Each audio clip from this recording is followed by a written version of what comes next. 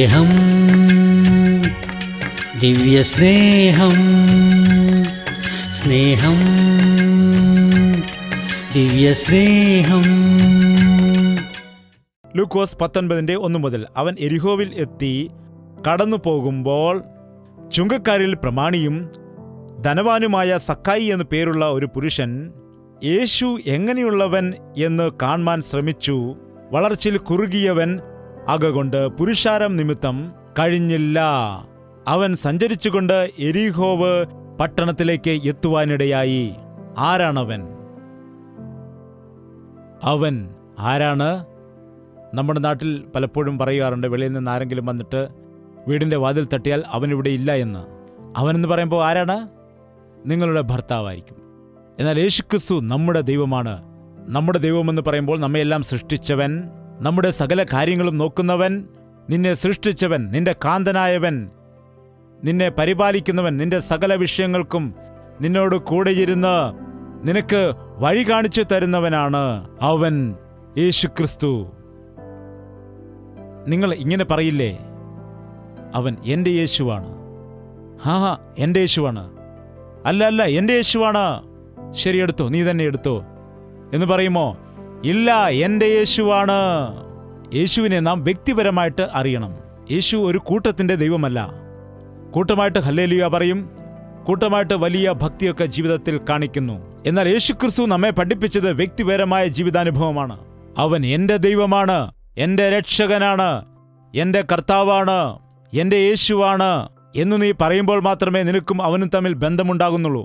എന്താണ് നിങ്ങളുടെ സ്വന്തം പിതാവിനെ എൻ്റെ പിതാവ് എന്നാണ് പറയുന്നത്? അത് നമ്മുടെ പിതാവ് എന്നാണ് പറയുന്നത്. എന്താണ് എൻ്റെ പിതാവ്? നോക്കൂ, യേശുക്രിസ്തു ഇന്ന് സർവാധികാരിയായിരിക്കുന്നു. നമുക്കെല്ലാവർക്കും വേണ്ടി കാൽവറിയിൽ രക്തം ഒഴുക്കിയതായ കർത്താവാകുന്നു അവൻ. എന്നാൽ വ്യക്തിപരമായി ആരാണ് കർത്താവിൽ വിശ്വസിക്കുന്നത്, അവർ മാത്രമേ അനുഗ്രഹിക്കപ്പെടുകയുള്ളൂ. അവൻ എരിഹോവിലെത്തി കടന്നു പോകുമ്പോൾ യേശുക്രിസ്തു ഈ ലോകത്തിൽ ജനിച്ചു. അതിൽ ആർക്കെങ്കിലും സംശയമുണ്ടോ? ആർക്കെങ്കിലും സംശയമുണ്ടോ? യേശുക്രിസ്തു ഈ ലോകത്തിൽ ജനിച്ചു, ജീവിച്ചു, 33.5 വർഷം ഈ ലോകത്തിൽ സഞ്ചരിച്ചു.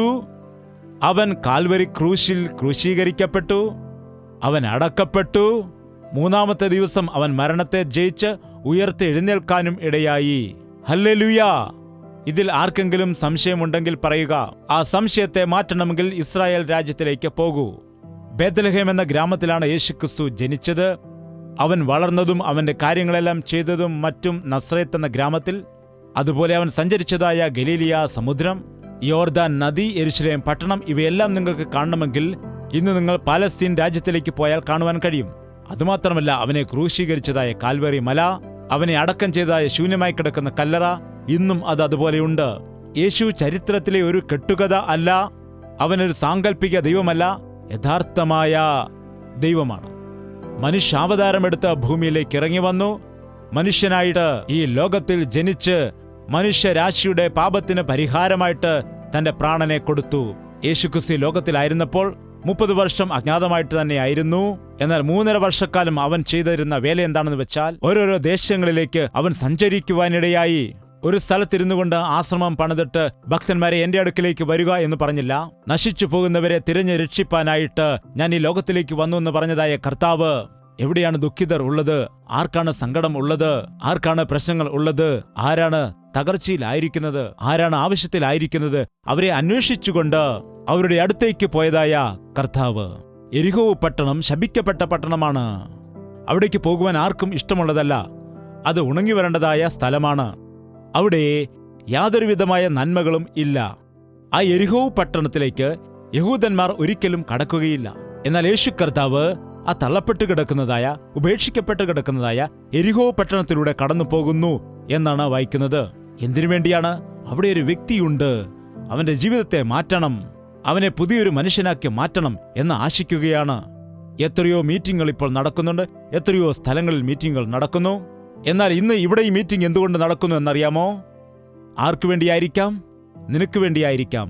നിന്നെ ദർശിക്കുന്നതിന്, നിന്നെ ആശ്വസിപ്പിക്കുന്നതിന്, നിന്റെ പ്രശ്നങ്ങൾ മാറ്റുന്നതിന്, നിനക്ക് മക്കളെ നൽകുന്നതിന്. ദൈവത്തിന്റെ സാന്നിധ്യം ഇന്ന് നമ്മുടെ നടുവിലുണ്ട്. ദൈവം വചനത്താൽ നിന്നോട് സംസാരിക്കാൻ പോകുന്നു, ഇടപെടാൻ പോകുന്നു. നിന്റെ അവസ്ഥ അവൻ കണ്ടിരിക്കുന്നു. കാരണം ഈ ദിവസം യേശു കർത്താവ് ശരീരധാരി അല്ലാത്തതുകൊണ്ട് അവൻ വാക്യവുമായി അനേക സ്ഥലങ്ങളിലേക്ക് സഞ്ചരിച്ചു പോയതുപോലെ ദൈവം തന്റെ കൽപ്പന അനുസരിച്ചാണ് ഇന്ന് നിന്നോട് സംസാരിക്കുന്നത്. അവിടെ യെരിഹോ പട്ടണത്തിൽ ഇന്നും സക്കായി കയറിയിരുന്നതായ ആ മരമുണ്ട്. അതൊരു വഴിയരികിൽ നിൽക്കുന്നുണ്ട്. യേശു ക്രിസ്തു സഞ്ചരിച്ചുകൊണ്ട് യെരിഹോവിൽ കൂടി കടന്നു പോകുമ്പോൾ ആ പട്ടണത്തിൽ ആരാണ് അവിടെയുള്ളത്? ഒന്ന് നോക്കൂ. ചുങ്കക്കാരിൽ പ്രമാണിയും ധനവാനുമായ സക്കായി എന്ന് പേരുള്ളൊരു പുരുഷൻ. ആരാണവൻ? ചുങ്കക്കാരിൽ പ്രമാണി എന്ന് പറയുമ്പോൾ ടാക്സ് കളക്ടർ, ടാക്സ് പിരിച്ചെടുക്കുന്നതായ ഒരു അധികാരി. അവൻ ധനവാനാണ്. അവനൊരു കുറവുമില്ല. അവൻ അധികാരമുണ്ട്, പണവുമുണ്ട്. അധികാരവുമുണ്ട്, പണവുമുണ്ട്. അങ്ങനെയുള്ളവരെ നോക്കിയാൽ ആരെയും അവർ വകവയ്ക്കില്ല, ആരെയും അവർക്ക് ആവശ്യമില്ല. അവന് അധികാരമുണ്ട്, അവന് ഭരിക്കുവാൻ കഴിയും, എന്തും ചെയ്യുവാനുള്ളതായ അധികാരമുണ്ട്. നോക്കൂ, നമ്മുടെ രാഷ്ട്രീയ നേതാക്കൾക്കും അധികാരമുണ്ട്. അതുകൊണ്ടാണ് അഴിമതികൾ പലപ്പോഴും നടക്കുന്നത്. ധനവാന്മാർ അങ്ങനെ കോടീശ്വരന്മാരായിട്ട് മാറുന്നു. വഞ്ചനയും അഴിമതിയും നടത്തുന്നു. നികുതി അടയ്ക്കേണ്ടതായ ആളുകൾ, ടാക്സ് പിരിച്ചെടുക്കുന്നതായ ആളുകൾ, ടാക്സ് കളക്ടേഴ്സ്, അവർ അഴിമതി കാണിച്ച് ധനവാന്മാരായിട്ട് മാറുന്നുണ്ട്. ഈ സക്കായിയും അങ്ങനെ ധനവാനായിട്ട് മാറിയതാണ്. അഴിമതി ചെയ്തുകൊണ്ട് ധനവാനായി മാറിയതാണ്. തന്റെ അധികാരം ദുർവിനിയോഗം ചെയ്യുവാനിടയായി. എല്ലാമുണ്ട് അവന്, എന്നാൽ മനഃശാന്തിയില്ല. ഈ ലോകത്തിൽ നോക്കുമ്പോൾ എല്ലാമുള്ള ആളുകൾക്ക് ചിലർക്ക് സമാധാനം കാണില്ല. മൈക്കിൾ ജാക്സനെ കുറിച്ച് നമുക്കറിയാം. എല്ലാവർക്കും അറിയാവുന്ന വ്യക്തിയാണ്.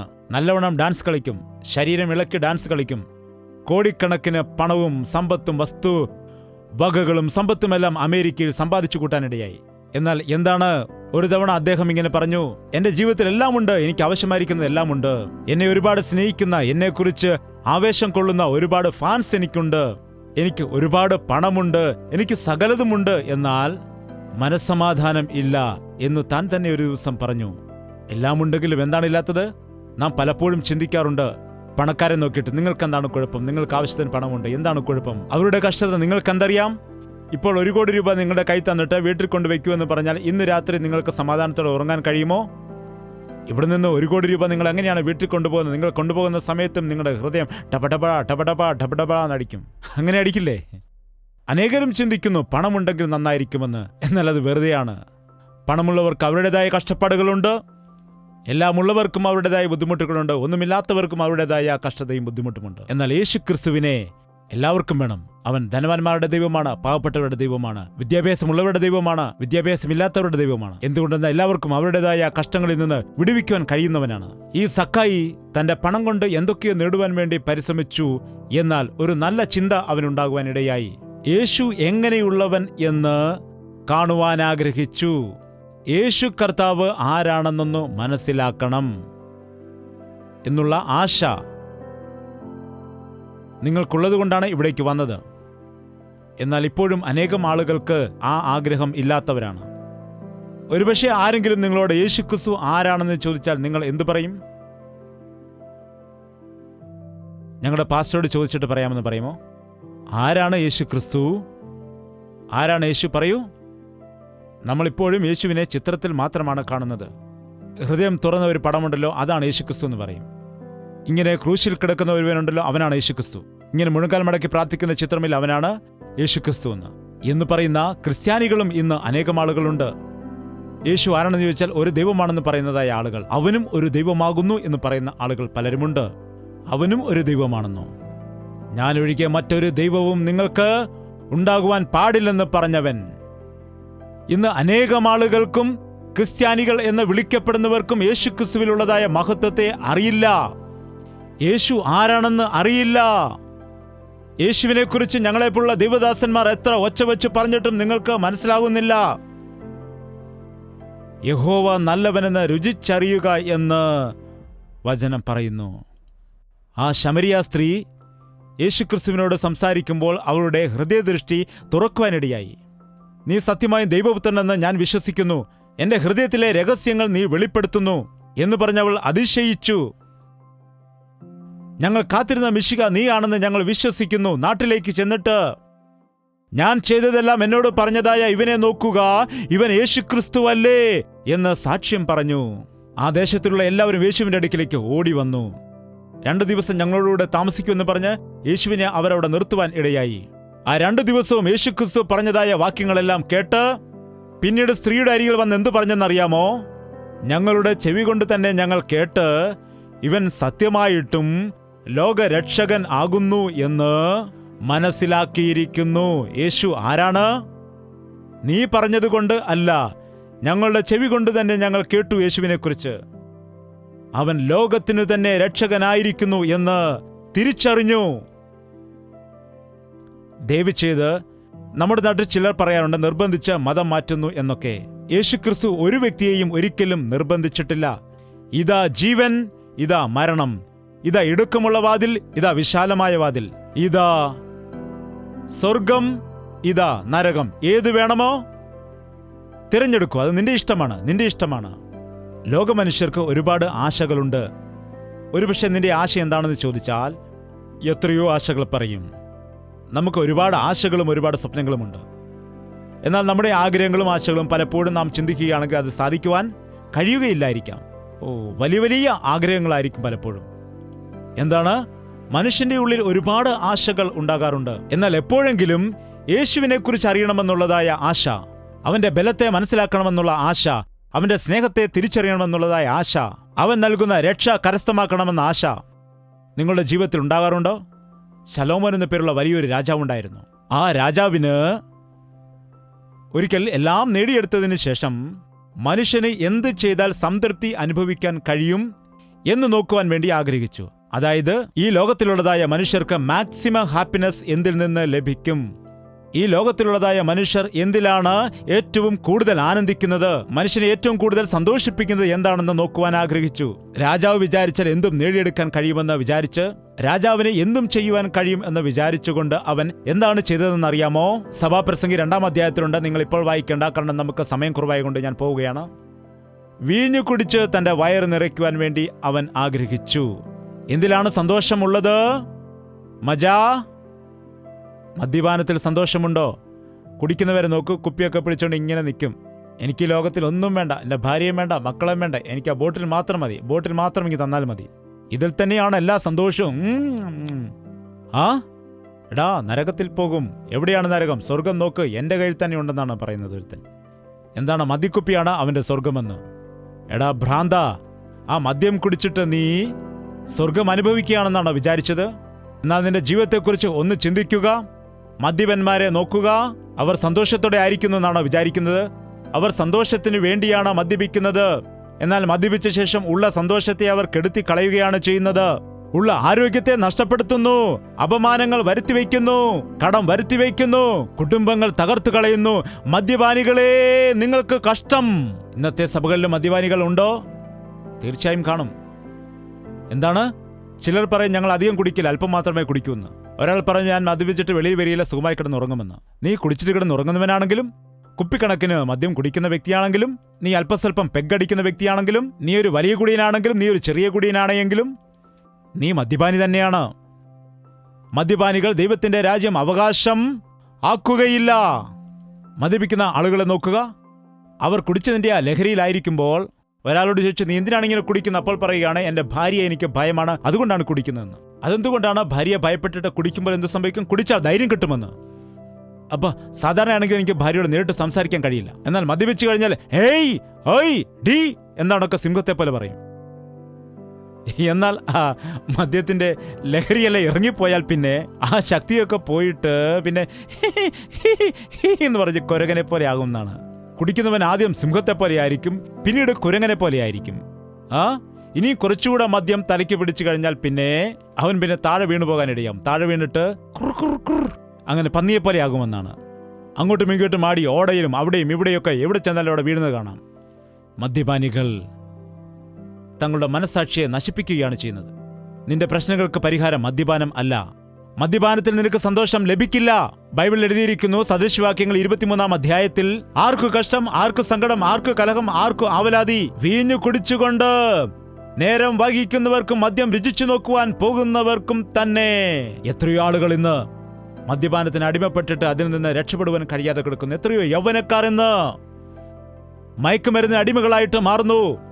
കഴിഞ്ഞ ദിവസം ഒരു സഹോദരി വന്നിട്ട് എന്നോട് ഇപ്രകാരം പറഞ്ഞു, എൻ്റെ ഭർത്താവ് പാക്കറ്റ് തിന്നുന്നുണ്ടെന്ന് എനിക്ക് ആദ്യം ഒന്നും തന്നെ മനസ്സിലായില്ല. പാക്കറ്റുകൾ കഴിക്കുന്നുണ്ട് എന്ന് പറഞ്ഞു. പാക്കറ്റ് കഴിക്കുന്നുണ്ടെന്ന് പറഞ്ഞപ്പോൾ എന്ത് പാക്കറ്റാണ് സഹോദരി എന്ന് ചോദിച്ചപ്പോൾ പുകയിലയുടെ പാക്കറ്റ്, ഹാൻസ്, ബീൻസ്, ഗാൻസ് ഏതാണ്ടൊക്കെ ഉണ്ടല്ലോ, ലഹരി പദാർത്ഥങ്ങൾ. ശലോമൻ മദ്യം കുടിക്കുവാനിടയായി. അതിനുശേഷം ഒരുപാട് കാര്യങ്ങൾ എഴുതിയിട്ടുണ്ട്. സ്വന്തമായി വീട് പണിതാൽ സമാധാനം ലഭിക്കുമെന്ന് പറഞ്ഞ് സ്വന്തമായിട്ട് വീട് പണിയുവാനിടയായി. എന്താണ് സ്വന്തമായി ഭവനം പണിയണമെന്ന്? ഒരു സഹോദരി നേരത്തെ പറയുമായിരുന്നു, സ്വന്തമായിട്ട് വീട് പണിയണമെന്ന് എന്നെ കാണുന്ന സമയത്ത് എല്ലായ്പ്പോഴും ഇങ്ങനെ പ്രാർത്ഥന വിഷയം പറഞ്ഞുകൊണ്ടേയിരിക്കും. അങ്ങനെ അവസാനം വീട് പണിയാനിടയായി. ആ വീടൊക്കെ പണിതല്ലോ, സുഖമായിരിക്കുന്നു എന്ന് ചോദിച്ചപ്പോൾ എന്താണ് സുഖം ബ്രദർ, ഇത് മൊത്തം അടിച്ചു വരാനേ കഴിയുന്നില്ല. അത്ര വലിയ വീട് എന്തിനാണ് പണിതത് സഹോദരി? എന്താണ് പിന്നെ ചെയ്യുന്നത്? വീട് പണിതപ്പോൾ വലിയ വീട് വേണമെന്ന് പറഞ്ഞ് കടം വാങ്ങിച്ച് പണിതു. വീട് അടിച്ചു വരുന്നതിന് വേണ്ടി രാവിലെ വാതിൽ തുറക്കുമ്പോൾ വാതിൽക്കൽ കടക്കാർ വന്ന് നിൽക്കുന്നു. പണം എപ്പോൾ കിട്ടും, പലിശ എപ്പോൾ തരുമെന്ന് ചോദിക്കുന്നു. ആ ചെറിയ വീട്ടിലായിരുന്നപ്പോൾ നല്ല സമാധാനമുണ്ടായിരുന്നു. ഈ വലിയ വീട്ടിൽ വന്നിട്ട് ഒരു സ്വസ്ഥതയുമില്ലെന്നാണ് പറയുന്നത്. വീട് പണിതാൽ നിനക്ക് സന്തോഷം വരികയില്ല. നിന്റെ വീട്ടിൽ യേശു ഉണ്ടെങ്കിൽ അതാണ് നിനക്ക് സന്തോഷം. നോക്കൂ, ജോലി ചെയ്യുന്നതിൽ സന്തോഷം ഉണ്ടോ? ഇന്ന് അനേകം ആളുകളും ജോലി ചെയ്യുകയില്ല. അവർ മടിയന്മാരാണ്, അലസതയുള്ളവരാണ്. അലസന്റെ മനസ്സ് പിശാചിന്റെ പണിപ്പുരയാണെന്നാണ്. ഈ കമ്പ്യൂട്ടറിൽ ജോലി ചെയ്യുന്ന ആളുകളെ നോക്കുമ്പോൾ സോഫ്റ്റ്വെയർ എഞ്ചിനീയർ ആയിട്ട് അവർ സോഫ്റ്റായിട്ട് മണിക്കൂറുകൾ കമ്പ്യൂട്ടറിന് മുൻപിൽ ഇരുന്നുകൊണ്ട് അർദ്ധരാത്രി വരെ പണി ചെയ്തുകൊണ്ടേയിരിക്കുന്നത് കാണാം. അവർക്ക് അനേക രീതിയിലുള്ള രോഗങ്ങൾ ഉണ്ടാകാറുണ്ട്. 20-25 വയസ്സാകുമ്പോൾ തന്നെ ബിപിയും ഷുഗറുമൊക്കെ ഉണ്ടാകുന്നു. മാനസികമായ ഒരുപാട് സമ്മർദ്ദം അവർക്ക് ഉണ്ടാകുന്നു. അങ്ങനെ പലവിധമായ രോഗങ്ങളും ഉണ്ടാകുന്നു. വേല ചെയ്യുന്നതിൽ ഒരു സന്തോഷം തീർച്ചയായും ഉണ്ട്. യേശു പറഞ്ഞു, ഞാൻ പിതാവിന്റെ വേലയിലായിരിക്കുന്നത് അറിയില്ലേ? അവൻ ഒരു സ്ഥലത്തും ഇരുന്നതേയില്ല, അവൻ നടക്കുകയായിരുന്നു. അവൻ നാനാവിധമായ രോഗികളെ സൗഖ്യപ്പെടുത്താനിടയായി. അവൻ എപ്പോഴും പിതാവ് ഏൽപ്പിച്ച ജോലിയിൽ വ്യാപൃതനായിരുന്നു. ഈ ലോകത്തിൽ ഒരു ദൈവത്തിന്റെ പൈതൽ ദൈവത്തിന് വേണ്ടി ജീവിക്കുന്നതായ സമയത്ത് പിതാവ് ഏൽപ്പിച്ച ജോലിയിൽ നാം വ്യാപൃതരായിരിക്കണം. അലസതയിൽ ഒരു സന്തോഷവുമില്ല. പിന്നെന്താണ്? ഗായകന്മാരെ നിയമിക്കുവാനിടയായി. എന്തുകൊണ്ടാണ്? പാട്ട് കേൾക്കുന്നതിന് വേണ്ടി. ആ കാലത്ത് ടേപ്പ് റെക്കോർഡുകളും മറ്റും ഒന്നുമില്ലായിരുന്നല്ലോ. ഇപ്പോൾ കൊണ്ടിരിക്കുന്ന CD മെമ്മറി കാർഡോ ഒന്നുമില്ലായിരുന്നല്ലോ. അതായത് ലൈവായിട്ടുള്ള മ്യൂസിക് ആണെന്നാണ്. പാടൂ എന്ന് പറഞ്ഞാൽ അവർ പാടാൻ തുടങ്ങും. ഇനിയൊരു മ്യൂസിക് ഇട്, ഇനി വേറെ മ്യൂസിക് ഇട്. അങ്ങനെ എത്രയോ മ്യൂസിക്കുകളാണ്. ഏതെല്ലാം തരത്തിലുള്ള മ്യൂസിക്കാണ്. പാപ്പ്, റോപ്പ്, ഹിപ്പാപ്പ്, അങ്ങനെ ഒരുപാട് രീതിയിലുള്ള മ്യൂസിക്കുകൾ ഉണ്ടായിരുന്നു. പലതരത്തിലുള്ളതായ ബീറ്റുകൾ. ഒരു ദിവസം മുഴുവൻ ഇതെല്ലാം കേൾക്കുമ്പോൾ എന്താണ്? മനുഷ്യന് തലവേദനയാണോ ഉണ്ടാകുന്നത്, അതോ സന്തോഷമാണോ ഉണ്ടാകുന്നത്? പറയൂ. സംഗീതം മനുഷ്യന് സന്തോഷം നൽകില്ല. മ്യൂസിക്കിലൂടെ മനുഷ്യന് യഥാർത്ഥമായ സന്തോഷം ലഭിക്കില്ല. അത് താൽക്കാലികമായ സന്തോഷമായിരിക്കും നൽകുന്നതല്ലാതെ അത് നിന്റെ മനസ്സിന് സ്വസ്ഥത നൽകില്ല. അങ്ങനെ സകലതും പരീക്ഷിച്ച ശേഷം ശലോമൻ പറയുന്നു, ഞാൻ ചെയ്ത സകലതും പരിശോധിച്ചു നോക്കിയ സമയത്ത് എനിക്ക് മനസ്സിലായത് എന്താണെന്ന് വെച്ചാൽ, എന്റെ അധ്വാനമെല്ലാം വ്യർത്ഥമായിരുന്നു, എന്റെ പരിശ്രമമെല്ലാം വ്യർത്ഥമായിരുന്നുവെന്ന്. ഇതിലൊന്നും യഥാർത്ഥമായ സന്തോഷം ഇല്ല. യഥാർത്ഥമായ സന്തോഷം പാപക്ഷമ പ്രാപിച്ചവരുടെ ഹൃദയത്തിലാണ് കാണുന്നത്. കർത്താവിനെ ഹൃദയത്തിലേക്ക് സ്വീകരിച്ചവരുടെ ഹൃദയത്തിലാണ് കാണുന്നത്. ലംഘനങ്ങൾ ക്ഷമിക്കപ്പെട്ടവൻ ഭാഗ്യവാനാണെന്ന ദൈവത്തിന്റെ വചനം പറയുന്നു. പാപം ക്ഷമിക്കപ്പെട്ടവൻ. യേശുവിലാണ് സന്തോഷമുള്ളത്, അവനിലാണ് സമാധാനമുള്ളത്. സാഹചര്യങ്ങൾ എങ്ങനെയാണെങ്കിലും, മനുഷ്യർ എങ്ങനെ നമുക്കെതിരെ പ്രവർത്തിച്ചെന്നാലും ആർക്കും എടുത്തു മാറ്റുവാൻ കഴിയാത്ത സന്തോഷത്തെ നമുക്ക് നൽകുവാൻ വേണ്ടി കർത്താവ് ഒരുക്കത്തോടെയായിരിക്കുന്നു. പ്രാർത്ഥന. എല്ലാവരും തലകളെ വണക്കുക, നമുക്ക് പ്രാർത്ഥിക്കാം. പരിശുദ്ധാത്മാവ് നമ്മുടെ മേൽ പകരപ്പെടുന്നതായ സമയമാണിത്. എല്ലാ പ്രതികൂലത്തിൽ നിന്നും വിടുവിക്കുന്നതായ സമയം. പുതിയൊരു ജീവിതം നിനക്ക് നൽകുന്നതിന് വേണ്ടി കർത്താവ് ആഗ്രഹിക്കുന്നു. പുതിയൊരു ഹൃദയം നിനക്ക് നൽകുവാൻ വേണ്ടി അവൻ ആശിക്കുന്നു. തന്റെ പരിശുദ്ധാത്മാവിന്റെ പ്രവൃത്തികൾ നിന്നിൽ ചെയ്യുവാൻ വേണ്ടി അവൻ ആഗ്രഹിക്കുന്നു. ശബ്ദമുയർത്തി വായ് തുറന്ന് ആ കർത്താവിനോട് നമുക്ക് പ്രാർത്ഥിക്കാം. കർത്താവേ, നിന്നെ കാണണം അപ്പാ. നിന്റെ സ്നേഹം ഞങ്ങൾക്ക് അനുഭവിക്കണം. നിന്റെ സമ്പൂർണ്ണത ഞങ്ങളിലാക്കണമേ. നീ ഞങ്ങളോട് കൂടെ വരണമേ എന്ന് കർത്താവിനോട് ചോദിക്കാം. എല്ലാവർക്കും വായ് തുറന്ന് കർത്താവിനോട് പ്രാർത്ഥിക്കാം. എന്റെ ജീവിതത്തെ ഒരു തവണയൊന്ന് നോക്കണമേ അപ്പാ. ഞാൻ കടഭാരത്തിലായിരിക്കുന്നു, പ്രശ്നങ്ങളിലായിരിക്കുന്നു, ഞെരുക്കത്തിലായിരിക്കുന്നു. എന്റെ അവിവേകം കാരണം രോഗങ്ങൾ വരുത്തിവച്ചിരിക്കുന്നു. എന്റെ ഇഷ്ടമനുസരിച്ച് മദ്യപിച്ച് എന്റെ ആരോഗ്യം മുഴുവൻ നശിച്ചു പോയിരിക്കുകയാണ്. അശുദ്ധമായ കാര്യങ്ങൾക്ക് ജീവിതത്തിൽ ഇടം കൊടുത്ത് അന്യ സ്ത്രീകളുടെ അടുക്കൽ പോയിട്ട് എയ്ഡ്സ് രോഗം വരുത്തിവച്ചിരിക്കുന്നപ്പാ. എന്നെ സൗഖ്യമാക്കണമേ അപ്പാ. എന്നെ നീ ദർശിക്കണമേ അപ്പാ. എന്നെ വിടുവിക്കണമേ കർത്താവേ. ദൈവമേ, ഈ ലോകത്തിൽ മനുഷ്യരെ വിശ്വസിച്ച് വഞ്ചിതരായി മാറി. ദൈവമേ, നീ എന്നെ രക്ഷിക്കണമേ. തെറ്റായ വഴികളിലൂടെ പോയിട്ട് ജീവിതത്തിൽ ദുഃഖത്തെ വരുത്തിവെച്ചു. ഒരു പരിഹാരവും കാണുന്നില്ല, ഒരു സന്തോഷവും എനിക്കില്ലപ്പാ. എന്റെ ജീവിതത്തിൽ ഒരു സന്തോഷവും എനിക്കില്ലപ്പാ. മനസ്സ് തുറന്നൊന്ന് ചിരിച്ചിട്ട് ഞാൻ ഒരുപാട് കാലമായിരിക്കുന്നു കർത്താവേ. എന്റെ ഹൃദയത്തിലേക്ക് നിന്റെ സന്തോഷത്തെ പകരണമേ, നിന്നിലുള്ളതായ സമാധാനത്തെ നൽകണമേ എന്ന് വായ് തുറന്ന് നമുക്കെല്ലാവർക്കും പ്രാർത്ഥിക്കാം. പരിശുദ്ധനായ സ്നേഹമുള്ള പിതാവേ, ഇവിടെ കടന്നു വന്നിരിക്കുന്നതായ നിന്റെ വചനങ്ങൾ കേൾക്കുന്നതായ എല്ലാ മക്കളെയും നീ ദർശിക്കണമേ. ഞങ്ങളെ പേരായിട്ട് തിരിച്ചറിയുന്നതായ ദൈവമാകുന്നു നീ. ഞങ്ങളുടെ സ്ഥിതിഗതികൾ അറിയുന്നതായ ദൈവമാകുന്നു നീ.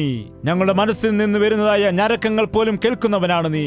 ഞങ്ങളുടെ നെടുവീർപ്പുകളെ കാണുന്ന ദൈവമാണ് നീ. ഞങ്ങളുടെ ജീവിതത്തിലുള്ളതായ കഷ്ടതയെയും ദുഃഖത്തെയും എല്ലാം കണ്ട് ഞങ്ങളെ സ്നേഹിച്ചു ഞങ്ങൾക്ക് വേണ്ടി രക്തം നൽകിയിരിക്കുന്നതായ ദൈവമാകുന്നുണ്ട്. നിന്നെ മറന്ന് നിന്നെ വിട്ടിട്ട് ഞങ്ങളുടെ ഇഷ്ടാനുസരണമായി ജീവിച്ച് ഞങ്ങൾ വരുത്തിവച്ചതായ പാപത്തിനു വേണ്ടി പശ്ചാത്തപിക്കുന്നതായ സമയത്ത്, നിന്റെ പാദപീഠത്തിലേക്ക് ഓടി വരുന്നതായ സമയത്ത് നിന്റെ ചിറകിൻ മറവിൽ ഞങ്ങളെ ചേർക്കണമേ അപ്പാ. നിന്റെ കരങ്ങളെ നീട്ടിക്കൊണ്ട് ഞങ്ങളുടെ ശരീരത്തിലെ എല്ലാവിധമായ ബലഹീനതകളെയും നസറേനായ യേശുക്രിസ്തുവിന്റെ നാമത്തിൽ വിടുവിക്കുകയാണ് പിതാവേ. ഞങ്ങളുടെ ജീവിതത്തിലുള്ളതായ പിശാചിന്റെ ബന്ധനത്തിൽ നിന്ന് ഞങ്ങളെ നീ വിടുവിക്കണമേ അപ്പാ. നിന്റെ മകനായിട്ട് നിന്റെ മകളായിട്ട് നിത്യജീവന്റെ അവകാശികളായി നിന്റെ വരവിനു വേണ്ടി കാത്തിരിക്കുവാനായി ഞങ്ങളെ എല്ലാവരെയും നീ സഹായിക്കണമെന്ന് യേശുക്രിസ്തുവിന്റെ നാമത്തിൽ അപേക്ഷിക്കുന്നു പിതാവേ. നമ്മുടെ പിതാവായ ദൈവത്തിന്റെ സ്നേഹവും പുത്രനായ യേശുക്രിസ്തുവിന്റെ കൃപയും ആശ്വസിപ്പിച്ച് വഴി നടത്തുന്ന പരിശുദ്ധാത്മാവിന്റെ കൂട്ടായ്മയും സഹവാസവും നാം ഓരോരുത്തരോടും നാം പ്രാർത്ഥിച്ച സകല വിഷയങ്ങളോടും ഇന്നു മുതൽ എന്നേക്കും ഉണ്ടായിരിക്കുമാറാകട്ടെ. ആമേൻ, ആമേൻ, ആമേൻ. യേശുവേ, യേശുവേ, യേശുവേ, യേശുവേ, യേശുവേ, യേശുവേ, യേശുവേ, യേശുവേ. നിന്നെ നിന്നെ എന്നും ഞാൻ സേവിക്കും, നീ മാത്രം രാജാവെന്നും. നിന്നെ നിന്നെ എന്നും ഞാൻ സേവിക്കും, നീ മാത്രം രാജാവെന്നും. യേശുവേ, യേശുവേ, യേശുവേ, യേശുവേ, യേശുവേ, യേശുവേ, യേശുവേ, യേശുവേ, യേശുവേ, യേശുവേ, യേശുവേ.